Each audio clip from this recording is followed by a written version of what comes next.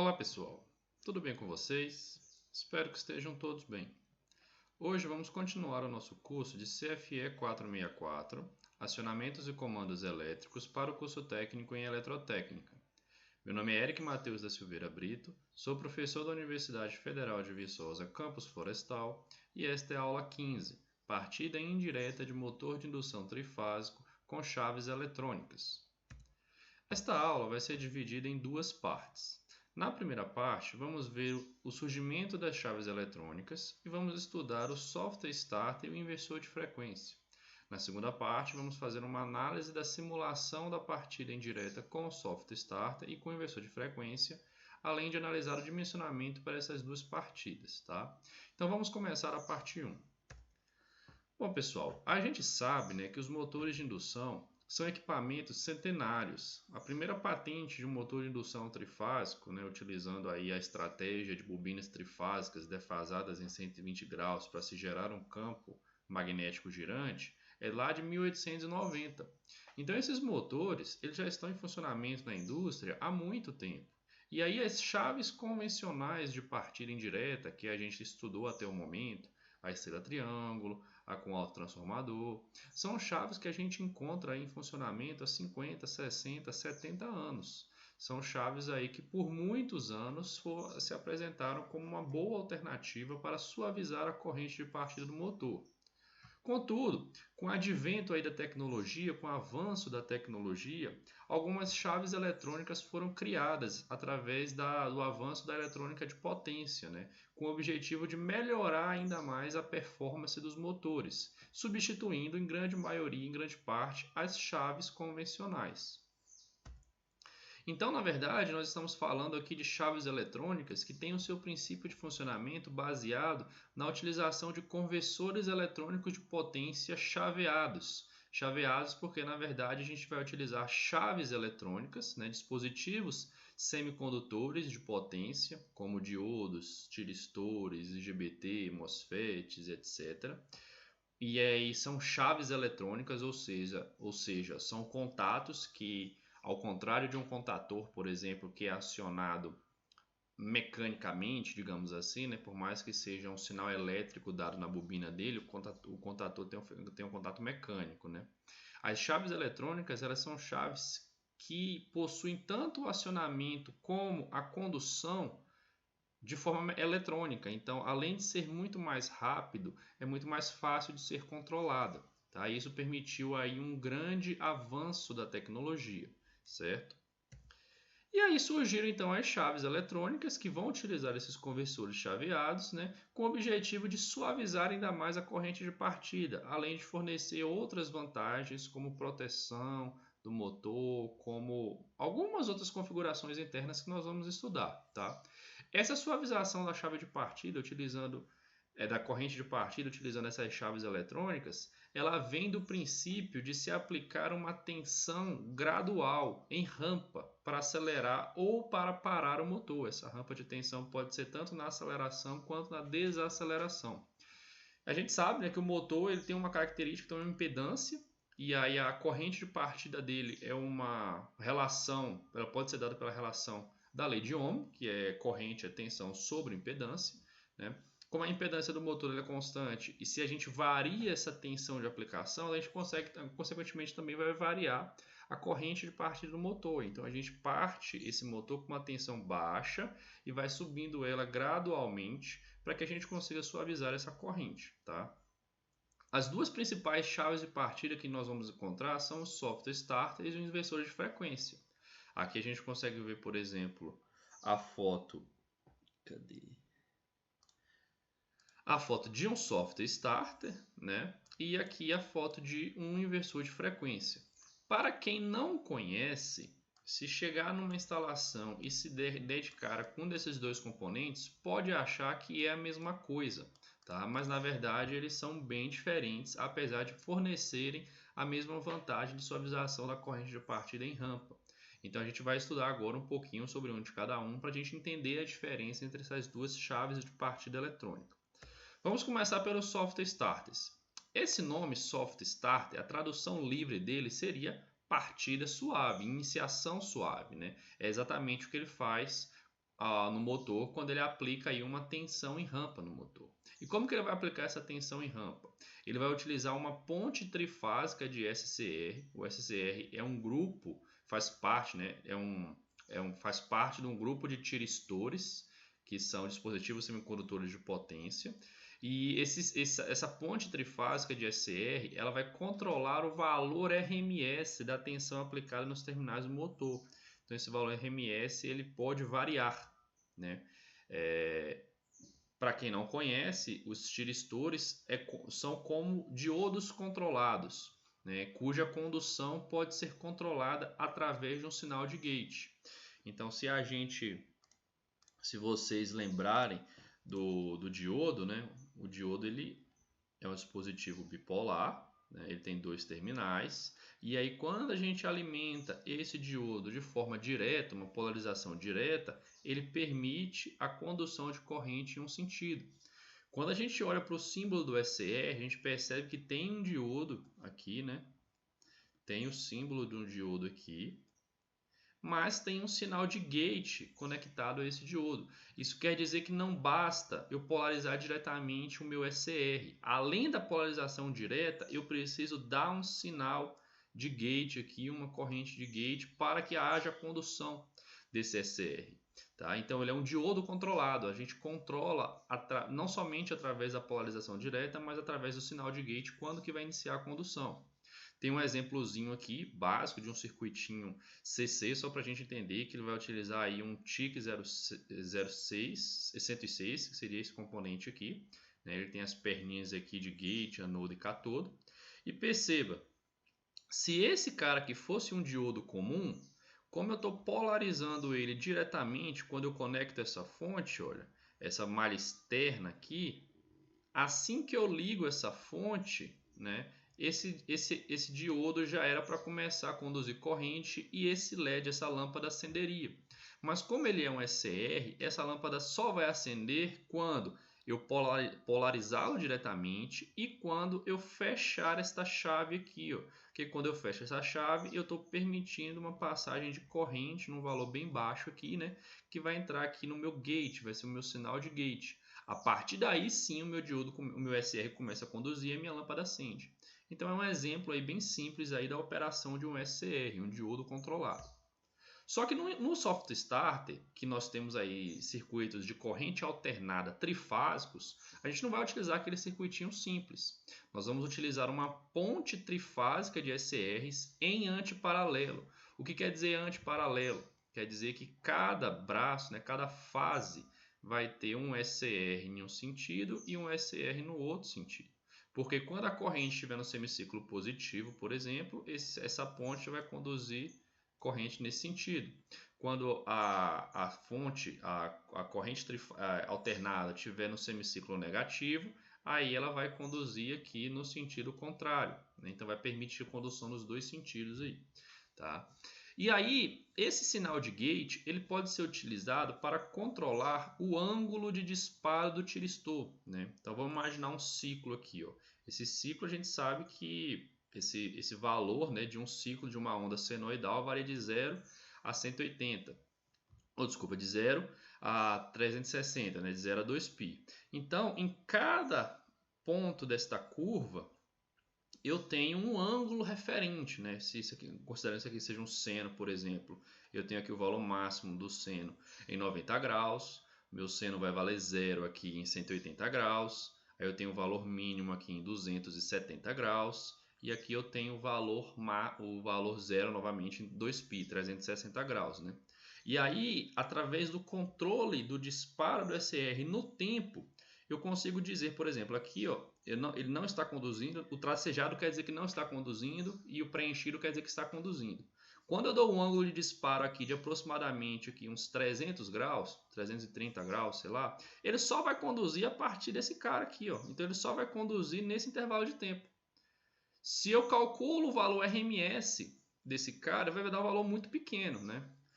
Aí eu chego aqui no meu próximo caso, eu já tenho um ângulo de disparo maior aqui, ó. Um ângulo de disparo aqui próximo aí de 100, 120 graus. Aqui eu já tenho um ângulo de disparo de 90 graus. Aqui eu já vou ter um ângulo de disparo aqui perto aí de 60 graus. Então, à medida que eu diminuo esse ângulo de disparo, eu aumento o valor RMS. Então, essa minha tensão aqui, ela tinha um valor RMS baixo, né? Nesse caso aqui, esse valor RMS já subiu. Aqui eu já tenho um valor RMS maior. Nesse ponto aqui, eu já tenho um valor RMS aí. Como eu estou tendo toda a condução, meu diodo controlado, meu SR está conduzindo toda a corrente nesse caso aqui, o meu sinal de gate ele já é máximo, digamos assim, o ângulo de disparo já é máximo, né? E aí eu vou ter uma tensão em rampa aqui, que nesse caso aqui já está próximo do seu valor nominal. Apesar da gente conseguir variar essa tensão em rampa, né? Aqui, eu não mudo a frequência da onda do meu sinal através do SCR. Isso é muito importante porque essa é uma das principais diferenças entre o software starter e o inversor de frequência, tá? Então há uma variação da tensão RMS aplicada no motor, mas não há variação de frequência da onda. Então, como que isso vai funcionar, então, propriamente dito, para fazer a partida do motor? O nosso motor ele vai partir em rampa, né? Como a gente já discutiu. Essa tensão ela vai ser aumentada gradualmente em rampa através do controle aqui dos ângulos de disparo, que a gente acabou de discutir, certo? E ele vai partir com uma tensão inicial VP. Essa tensão inicial ela não é zero, ela tem um valor inicial que normalmente é de 15 a 100% do valor nominal, é ajustável, né? O operador escolhe qual que é esse valor de tensão inicial. Essa tensão inicial serve para assegurar um torque mínimo de partida, né? Precisamos lembrar que o torque de partida ele é proporcional à tensão ao quadrado. Então, se a gente cai muito a tensão, o nosso torque vai cair com o quadrado desse valor. Então, nós precisamos de uma tensão mínima para manter um torque mínimo no motor. Então, eu vou partir com o meu valor VP, esse valor VP é configurável, e eu configuro também o tempo de aceleração da rampa, ou o TP, que é o tempo que o motor, que o software starter vai levar para jogar tensão nominal no meu motor. Esse tempo que leva para sair de VP a VN é chamado de TP, tempo de partida, que também é configurável, certo? Quando eu faço isso, né, o meu motor parte em rampa e eu praticamente elimino o efeito da corrente de partida no meu motor. Minha corrente de partida, né, como eu já falei para vocês, a minha corrente de partida ela vai ser a tensão de partida aplicada ao motor, essa tensão vai variando um pouco, sobre a impedância aí do meu motor equivalente, né? Então, como esse cara aqui é constante, se eu começo desse cara com valor baixo e vou aumentando gradualmente, essa minha corrente de partida também vai aumentando gradualmente. Aqui a gente consegue ver um gráfico, né, da corrente em relação à velocidade angular. Então, essa corrente, se ela fosse uma partida direta, teria um valor elevadíssimo aqui, né? Cerca, aí, por exemplo, de 6 vezes mais o valor da corrente nominal. Então, teria essa curva. E o que eu faço é partir suavemente esse motor, aplicando uma rampa de tensão. E aí essa minha corrente, ela vai elevando o seu valor até chegar aqui numa região aqui de aproximadamente aí uns 90 a 80, de 80 a 90% da velocidade nominal, onde eu recupero as minhas características de tensão, né? Minha tensão VP aqui, ela é igual à tensão nominal, e aí eu já tenho aí, já estou operando aí na minha curva nominal. Se a gente quisesse analisar essa corrente no tempo também, né, a gente veria que até se chegar a esse valor nominal aqui, essa corrente nominal de operação, né, eu não tenho aqui um pico de partida, um pico de corrente de partida, né, algo muito acelerado, como a gente teria numa corrente de partida direta. Da mesma forma, nós podemos aplicar esse conceito para a suavização da rampa de desaceleração.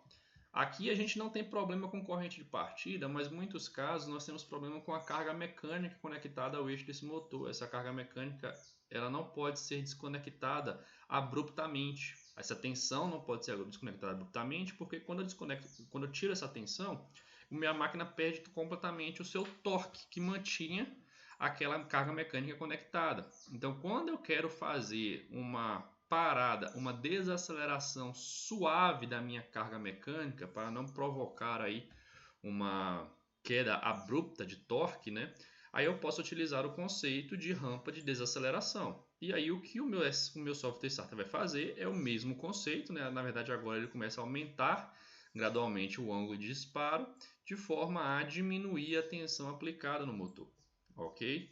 Essa rampa ela começa então um valor VD inicial, que é configurável, e a gente configura também TD, que é o tempo de desaceleração, até que o meu motor chegue num valor mínimo de tensão, que pode ser zero, pode ser um valor maior que zero, por exemplo, 50 volts, 30 volts, seja um valor aí que, como o meu torque ele varia com o quadrado da tensão. Se eu tenho um valor baixo aqui, que não é zero, mas é baixo, meu torque também já foi bastante reduzido, né? Então eu já posso desconectar aqui que não vai ter problema nenhum para a minha carga mecânica.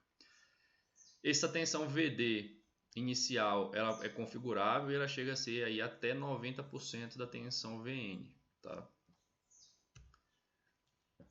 Além da partida suavizada, o meu software starter também permite, ele possui internamente algumas proteções, o que é muito interessante, né? Porque a gente acaba utilizando um único componente para fazer a partida e ganha de bônus, né, a proteção do meu motor em alguns pontos. Que pontos são esses? Sobrecorrente de saída e subcorrente, ou seja, existe um valor máximo e um valor mínimo em função da corrente nominal do meu motor. Na saída da ponte trifásica de SCR lá existe um medidor de corrente através de um TP, né, que é de um transformador de corrente. Ele monitora essa corrente, né, e se essa corrente, por exemplo, se ela passa, aqui a gente tem a corrente nominal, por exemplo, né, a corrente nominal aqui. E aí, se por algum motivo esse motor aquece, então ocorre uma sobrecarga nele de forma que essa corrente sobe o seu valor e ela fica um tempo ajustável alto, acima desse tempo ajustável nessa sobrecarga, ele vai desligar o meu motor, essa minha corrente vai para zero, né? Se por algum acaso esse valor caísse abaixo desse tempo ajustável, ele poderia continuar operando aí na sua região de corrente nominal. Da mesma forma, nós temos na subcorrente, né? Quando tem uma corrente abaixo aí do valor necessário, isso vai provocar uma queda de torque, por exemplo. Né? Então a gente percebe que essa corrente, por algum motivo, ela caiu, né? Houve uma subcorrente aqui. Pode ser, por exemplo, devido a uma variação de tensão da rede, a rede caiu abruptamente por algum motivo e ocorreu aí uma variação na corrente. Né? Tem um tempo ajustável permitido para trabalhar nesse valor de subcorrente. Se ele manter um tempo maior que esse tempo ajustável, meu motor também vai desligar. Além disso, eu tenho sobretemperatura nos tiristores. Nós precisamos lembrar que são chaves de potência, muitas vezes conduzindo aí uma corrente elevada. Então, a temperatura é monitorada para não deixar que esses tiristores aqueçam e prejudiquem seriamente a sua vida útil. Né? Temos também proteções de sequência de fase invertida, falta de fase na rede, falta de fase no motor, que nós sabemos que tudo isso daqui pode ser causa de sobrecarga. A sequência de fase invertida pode fazer o meu motor girar no sentido contrário, prejudicando a minha carga mecânica, então também é indesejável que ocorra a inversão de fase. Então tudo isso são proteções que o meu SR consegue fornecer ao meu motor, né? Lógico que isso vai depender do fabricante, nem todos os SR vão possuir todas essas proteções, né? E aí a gente tem alguns parâmetros de configuração, né? Quando você vai fazer a instalação do seu motor utilizando um SE, um software starter, você vai configurar alguns parâmetros antes de fazer a ligação dele. Que parâmetros são esses? Parâmetros de leitura, por exemplo, você vai conseguir ler no visor dele aqui, ou na IHM dele, você vai conseguir ler quantos por cento de tensão ele está aplicando no motor, quantos por cento de corrente nominal do motor ele está conduzindo naquele momento, qual que é a potência ativa do motor e etc. Você consegue regular parâmetros de regulação, que é aquela tensão inicial, VP, tempo de rampa, TP, tempo de rampa de desaceleração, TD, tensão de desaceleração inicial, VD, né? Tem parâmetros de configuração também, porque esse SCR, aqui a gente consegue ver, ele possui bornes de controle, que seria para a gente fazer um circuito de controle. Nós vamos ver isso na simulação, mas a gente poderia fazer um liga, desliga, inverte o sentido de giro, por exemplo, não sei. Então, a gente tem como configurar entradas e saídas digitais no meu SR sem precisar da utilização de contatores para fazer isso, né? esse software starter, ele já possui internamente nele alguns relés, justamente para utilizar uns relés com contatos auxiliares, né, justamente para a utilização aí do circuito de comando. E tem os parâmetros do motor também, corrente, tensão nominal, fator de serviço, ajuste do motor. Tudo isso é para ter uma proteção efetiva.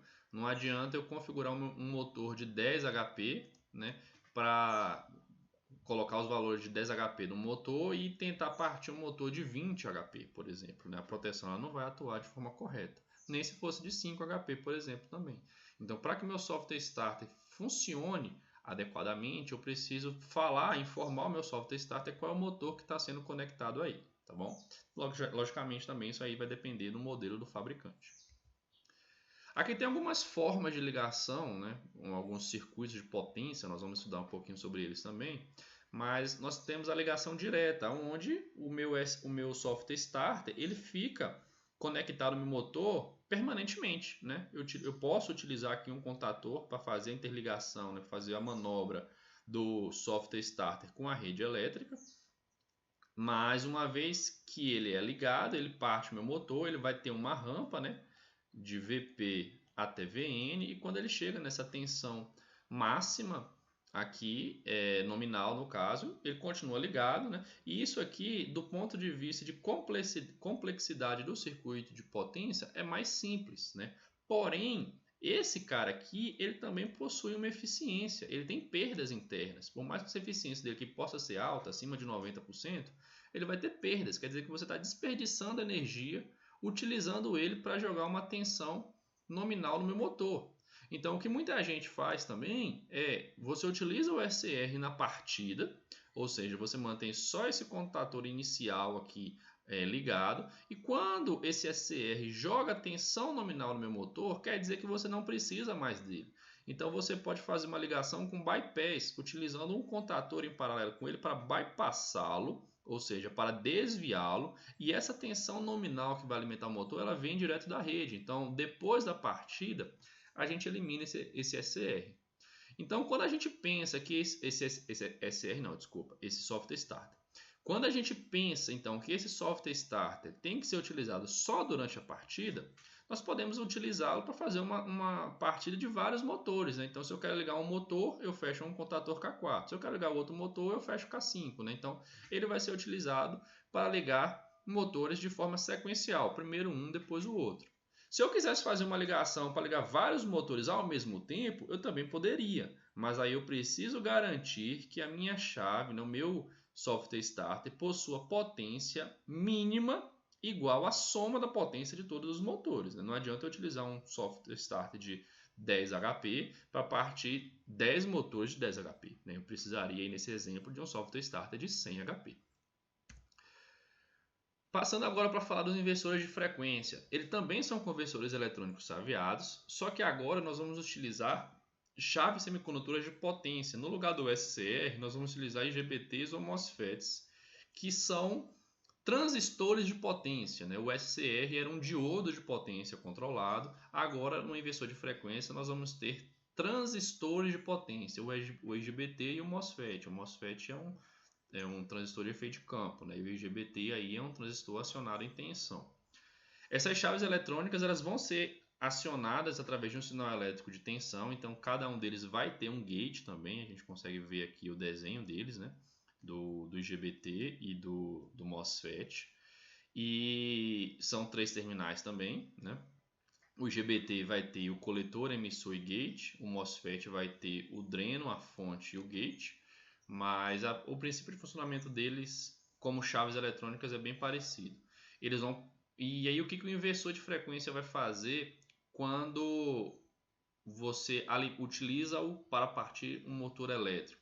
Ele vai pegar um sinal de entrada alternado, que tem uma amplitude e uma frequência constante, por exemplo, 220 volts, 60 Hz. Esse sinal ele vem da rede elétrica, né? Por isso que ele tem uma amplitude e uma frequência constante. A gente não consegue mudar a frequência da rede elétrica, por exemplo. E ele vai converter esse sinal de entrada em um sinal de saída com amplitude e com frequência variável. A grande questão aqui é que esse sinal de saída com amplitude variável permite a aplicação da tensão em rampa no motor, que vai suavizar a corrente. E essa frequência variável, ela tem um grande diferencial em relação ao soft start, porque ela vai permitir o controle de velocidade do motor, né? A gente sabe, né, que os inversores de frequência, a velocidade, os motores elétricos de indução, né, a velocidade de giro do rotor depende da frequência de alimentação do seu estator, né? Então, quando a gente alimentava esse estator com a rede elétrica, essa frequência era 60 Hz e não alterava. Quando a gente utiliza um inversor de frequência agora, nós podemos mudar essa frequência, então nós podemos fazer um controle muito mais simples, muito mais fácil de velocidade do meu rotor, tá? Essa é uma das grandes vantagens do inversor de frequência, tá? A possibilidade de controlar a velocidade do motor através aí da frequência de saída do inversor de frequência, tá? Então, além de controlar a frequência, esse inversor vai controlar a rampa de tensão, que pode ser de aceleração ou de desaceleração, né, de partida ou de parada do motor, que vai ter as mesmas vantagens que a gente acabou de discutir para o soft starter. Como que funciona, então, internamente o meu inversor de frequência? Ele tem interna nele, a sua topologia interna de ligação, né, é de 3 estágios. Ele tem o primeiro estágio, que é um retificador. O retificador ele transforma uma tensão de alimentação de entrada, né? Tem uma tensão de alimentação de entrada aqui de trifásica, né? Com amplitude constante e com frequência constante, por exemplo, 60 Hz. Então esse retificador vai pegar essa alimentação trifásica e vai converter ela em um valor retificado, né? Um valor aí seria um sinal elétrico contínuo, esse sinal não é mais alternado, ele não inverte a sua polaridade, né? Quando eu pego esse sinal retificado, ele vai passar por um filtro, tá? Aqui no segundo estágio, que é o meu estágio de barramento CC. Barramento CC, ou seja, todo inversor de frequência vai ter isso, pessoal. Eu vou converter um sinal alternado de entrada em um sinal do barramento. Então, quando aquele meu sinal que era pulsado, né, agora eu utilizo aqui capacitores, por exemplo, de barramento, né, para eu suavizar esse sinal. E quanto maior o valor dessa capacitância, mais contínuo fica esse sinal, né, de forma que eu vou ter aqui um barramento de tensão CC, né? Eu tenho um sinal CC aqui agora, e esse sinal CC, a gente sabe que o sinal CC ele tem frequência 0 Hz, digamos assim, né? Então agora, no meu terceiro estágio, eu vou ter um estágio inversor, que seria composto aí pelos IGBTs ou MOSFETs, por exemplo, e nesse estágio inversor eu consigo converter esse sinal de frequência 0, esse sinal CC, em um sinal alternado CA com frequência ajustável. Como que eu faço isso? Controlando aí o momento e a duração de acionamento dessas chaves trifásicas. Então eu tenho um sinal pulsado, né? A gente consegue ver aqui um sinal pulsado, e esse sinal, a duração desse sinal, tá vendo? O tempo que a chave fica ligada ou desligada me permite aí gerar uma onda senoidal, né, com frequência e amplitude variável. Então, se eu quiser que essa amplitude diminua, por exemplo, basta que eu diminua o tempo que essas chaves ficam ligadas. E se eu quero que... Então, é assim que eu faço a variação de amplitude, né, controlando o tempo que a chave fica ligada ou desligada. E como que eu controlo a frequência? Para eu gerar esse sinal aqui, eu faço a comparação desse barramento CC aqui com uma portadora de um sinal de alta frequência, né? E quando eu controlo essa frequência desse sinal de alta frequência, eu também controlo a frequência de saída do meu inversor. Então é uma eletrônica de potência um pouco mais complexa para o que vocês estão acostumados a ver, mas o que vocês precisam saber é que esse estágio inversor vai pegar aqui um sinal contínuo do barramento CC e vai converter ele em um sinal alternado com amplitude e frequência variável.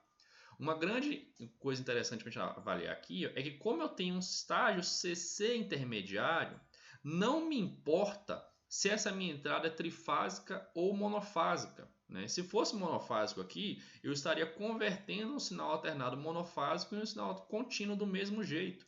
Então, o inversor de frequência pode ser utilizado muitas vezes onde eu não disponho de uma rede trifásica para alimentar meu motor. Eu tenho só uma rede bifásica ou monofásica. Então, o inversor ele vai gerar esse sinal trifásico também. Tudo isso porque eu tenho um estágio interno CC que vai converter o sinal alternado em contínuo, né? Então, essa conversão pode vir de um sinal trifásico, pode vir de um sinal monofásico, pode vir de um sinal polifásico qualquer. Tá? Então, essa é uma grande vantagem também dos inversores de frequência. E aí eu vou fazer então o controle dessa amplitude, dessa frequência de duas formas, né? Eu tenho o controle escalar, o controle que eu mantenho a relação tensão sobre frequência constante, e eu tenho o controle vetorial. Tá? Esse controle vetorial é um controle muito mais preciso de torque, né, e de variação de velocidade no motor, enquanto que o controle escalar é um controle mais simples, que ele simplesmente mantém aqui, ó, a relação de tensão e de frequência sempre constante, ou seja, uma reta linear, né? O que acontece então é que quando você vai aplicar uma rampa de tensão no seu motor, variando a frequência, né, você varia ao mesmo tempo tensão e frequência, até que você chegue no ponto de tensão nominal e frequência nominal. A partir desse ponto, você pode continuar aumentando a frequência do seu motor. Isso vai fazer com que ele acelere numa velocidade superior à velocidade nominal. Mas você não pode continuar aumentando a tensão, porque você já chegou na tensão nominal do seu motor. Quando a gente olha para a curva de torque, essa curva de torque ela vai variar dependendo da carga, né? Tem carga de torque constante, tem carga de torque que varia com a velocidade de forma linear, tem carga que o torque varia de forma quadrada com a velocidade, etc. Mas pensando numa carga de torque constante, esse inversor de frequência ele tende a manter o torque da máquina constante para todos os valores de frequência abaixo da frequência nominal. Isso aqui, então aqui eu tenho uma velocidade variável, né? E a gente precisa lembrar que a potência mecânica é torque vezes velocidade. Como esse torque está constante e essa velocidade está aumentando linearmente, né? Porque ela varia linearmente com a frequência, a minha potência mecânica também varia linearmente até chegar no ponto nominal de frequência. A partir desse ponto, se eu continuo aumentando a frequência de operação do meu motor, a minha potência fica constante, mas aqui eu perco torque, né? Eu não consigo trabalhar com torque constante e potência constante, porque a minha velocidade vai aumentar, então a minha conta não bate, né? Então aqui a gente consegue ver e enxergar através dessas três curvas as regiões de operação do motor, né? Abaixo da frequência nominal eu tenho torque constante, potência variável. Acima da velocidade nominal eu tenho potência variável e torque enfraquecido, né? Torque ele começa a cair o seu valor acima da frequência, tá bom? Quais que são as proteções que nós podemos ver aí dentro do inversor de frequência? Eu vou ter proteções de sobrecarga no motor, temperatura dos IGBTs, subtensão e sobretensão, subcorrente e sobrecorrente. Eu posso fazer a supervisão da minha tensão no barramento CC. Eu tenho falta de fase, inversão de sequência de fase. Eu tenho proteções de falha de comunicação, porque esse inversor de frequência ele vai ter protocolos de comunicação em rede para comunicar com outros dispositivos, CLPs, outros inversores de frequência, interface homem-máquina. Então, além de fazer isso tudo, ele ainda permite comunicar com outros dispositivos. E ele também vai ter proteção contra falha de comunicação, porque possivelmente o sinal de acionamento do meu motor pode vir através da rede de comunicação. Se eu perco essa rede, eu não consigo mais ligar o meu motor, né? E aí, para todas essas proteções, eu vou ter sempre falhas e alarmes. A diferença de falha para alarme é que o alarme é uma situação adversa que deve ser chamada a atenção do operador, mas ele não desliga o inversor de frequência. Já a falha é uma situação que necessita de uma manutenção, ele vai desligar o inversor de frequência para não prejudicar a instalação. É como se o alarme fosse um aviso antes da falha. E aí esse inversor de frequência ele vai ter um histórico de alarmes e falhas e quando ocorrer uma parada devido a uma situação anormal, você vai poder consultar no histórico de alarmes e falhas o que aconteceu. Vamos supor que seja uma sobrecarga. Quando você for ver por que o seu motor parou, você vai ver que apareceram alarmes de sobrecarga e você não desligou o motor, até que essa sobrecarga continuou aumentando e deu uma falha, né? Deu um valor de sobrecarga maior do que o programado na proteção e ele desligou por sobrecarga. Então você vai consultar essa história. Lógico também que tudo isso aí vai depender do fabricante do modelo, tá bom? E aí os principais parâmetros do inversor de frequência que a gente precisa configurar para instalá-lo no motor, né, para fazer a partida do motor, os valores nominais do motor. Isso aqui é muito importante. Então a gente vai colocar no inversor de frequência qual que é a potência nominal do motor, qual que é a corrente nominal, tensão nominal, fator de serviço, tudo isso, né, para configurar o motor para o meu inversor. A gente vai configurar aí qual que é a frequência mínima e máxima de operação. Nós precisamos saber que os motores eles têm uma frequência, um limite superior de velocidade máxima, normalmente 2 vezes a velocidade nominal dele. E nós temos um limite inferior também, porque quanto menor a frequência, pior o rendimento do motor. E além disso, o sistema de ventilação do meu motor foi dimensionado para a velocidade nominal dele. Então, quando a gente trabalha numa velocidade abaixo da velocidade nominal, porém com torque constante, por exemplo, esse motor ele pode sofrer uma sobrecarga porque o sistema de ventilação não está sendo efetivo o suficiente, né, já que o motor está girando abaixo da velocidade nominal. Então a gente configura aí a frequência mínima e máxima de operação, configuramos rampas de partida e de parada, o tipo de controle de frequência, se vai ser um controle VF constante, um controle vetorial. Configuramos entradas analógicas e digitais, assim como a gente fazia no software Starter. Agora esse inversor de frequência ele é capaz de trabalhar com variáveis analógicas. Eu consigo, por exemplo, falar qual é a frequência de operação do meu motor através de uma entrada analógica que veio de um CLP, que veio de um computador, de uma IHM, tá? Eu tenho que configurar as proteções do meu motor, então existe uma porcentagem, por exemplo, quantos por cento de corrente de sobrecarga você quer que o alarme e a falha atuem, né? Então você consegue configurar essas proteções, consegue configurar o sentido de giro. Tem um botãozinho no inversor que chama jog. Esse jog é um pequeno torque na direção da alimentação do campo magnético girante. Então é só para você ver qual é o sentido que aquela alimentação está, sem provocar um grande giro, um grande movimento no seu motor, né? Que isso pode ocasionar aí algum problema com a carga mecânica que não estava preparada para ser conectada, por exemplo. Então você aperta no jogzinho assim, você vê qual é o sentido de giro, se está para um lado, se está para o outro. Qualquer coisa você só inverte, né? Então todos esses aqui são os parâmetros que a gente vai configurar o inversor de frequência. Sempre, sempre, sempre que vocês forem fazer uma instalação, vocês vão configurar inicialmente o inversor de frequência.